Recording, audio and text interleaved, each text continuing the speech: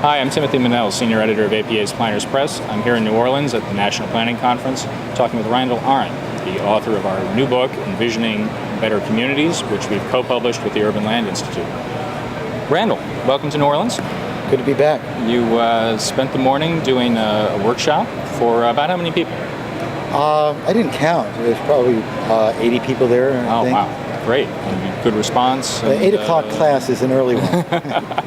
What were some of the big topics that you covered in your workshops? Well, I really did the full range of what's in the book. So I began with community-wide networks of open space and how to protect them, and moved into a couple of flexible development approaches for residential and mixed uses. One would be conservation design for maybe more rural parts of the community, and the greener aspects of the new urbanism for parts of the community with central water and sewer, and transitioned right into downtowns, because that's where you would find the water and sewer, neighborhoods around the downtowns, and talked about how to help the downtowns survive and improve, and what could be done with buildings and spaces. Okay. And then wandered back out sort of geographically toward the countryside, because that's where I think the greatest opportunity lies.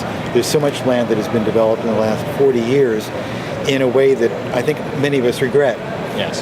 The commercial strips leading into our communities. Right, sprawl. Yes. So you focus, your book focuses and your work focuses very much on local design choices, and you argue that so much of what makes our environments work are small changes that can be made on the local level.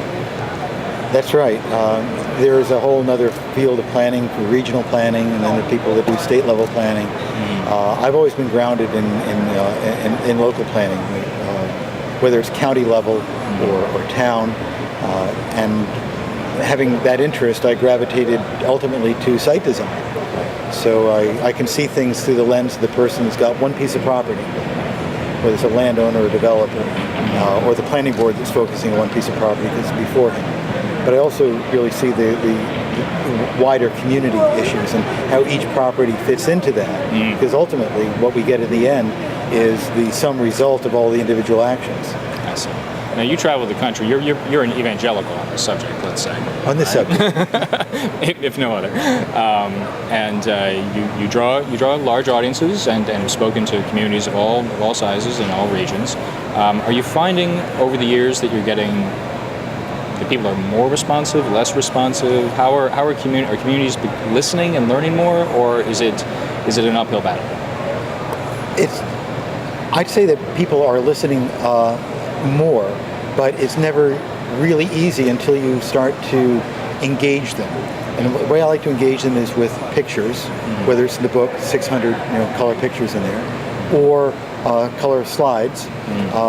And then I like to follow that on with a hands-on design exercise. In Sheridan, Wyoming, earlier this week, we did a site walk out to a ranch, and then came back and did site designs on an aerial photograph. Okay. So people really saw the full number of ways that I engage them, through the slideshow and through the site walk, right, and through the hands-on design exercise. And by the end of the day, they knew a whole lot about how to evaluate a site, okay, and its potential for conservation, its potential for development.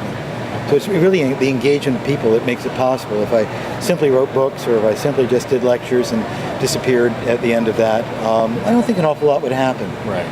But you're finding that you're having more of an impact. So, what do you say? There are plenty of people in this country who will take the position that it's my property, and I'm developing the way I want to, and I don't care about your design codes, and leave me alone. What's your standard response to that kind of attitude? Well, my standard response, I think, generally to ask him more about his property. They're expecting a sort of challenge or a rebuttal, and I want to get more information. What is your property? What would you like to accomplish there? I think there are a lot of commonalities that people assume are not present when you say we'd like to have some design standards. Right. Well, most landowners want to see their property generate income for a number of reasons. It could be retirement, it could be almost anything, college education, medical expenses.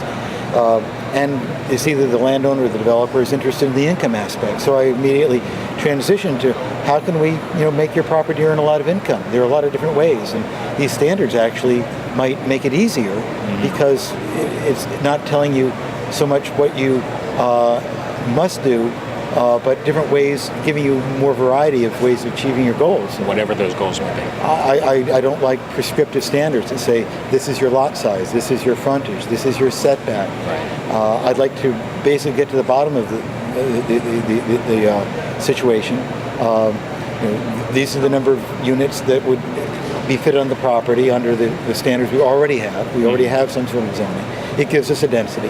How do we get that density best? Would it be best to work with the land and take advantage of these views, or take advantage of the easier to develop land rather than having to push the development to steeper areas or areas that require more drainage? Okay. So I can usually help them make more money and understand how this is not more regulation, but in fact frees them up to do this. I often talk about the work that I do is taking off the leg irons and the shackles and the handcuffs from the designer. So the designer can work with the landowner, can work with the developer, can work with the land on getting the best in a way that is also consistent with the overall community values of preventing erosion or sedimentation or overcrowding or what have you. One of the great features of your book is the visual preference survey that you have at the back. Can you describe a little bit what that is and how you use it? Well, visual preference survey or image preference survey has a number of names, is essentially a tool that enables officials in a community to understand what their constituents, their residents, would like or not like. So we generally show pictures of residential or commercial mixed-use developments taken from other places. So it's not too personal. Might be from a neighboring community, might be from a neighboring county. And they rate each picture, which is shown randomly. Plus 10, 0, or minus 10, depending upon whether they really like it, they're neutral, or they really dislike it. Any point in that continuum. And at the end, we play back their responses and give them in an ordered replay. Okay. So going from what they dislike the most to what they like the most. All right. In each category, residential or commercial. And then they see what the group, the 100 people or whatever that have been in this survey, and it's all open to the total public, whoever wants to come can come, what the general results are, because we average everybody's score. So we get these average scores, and that can, then I do an illustrated report showing what got the lowest scores in each category, what got the highest scores, and that helps the officials understand what people want and don't want, and gives them the sort of political cover, if you will, to make suggestions for changing their existing zoning, or maybe coming up with a new ordinance, which might be a site plan review ordinance or a design review ordinance, which they never, and people might think, well, that's just more regulation, but we explain to them. But it's coming from them. This is what you want. Yes, right. You're crowdsourcing the design standards, right? Yes, right. Great. Well, it's been great to spend a few minutes with you. Thanks for talking with me. The book is Envisioning Better Communities, co-published by APA Planners Press and the Urban Land Institute, available at apaplanningBooks.com.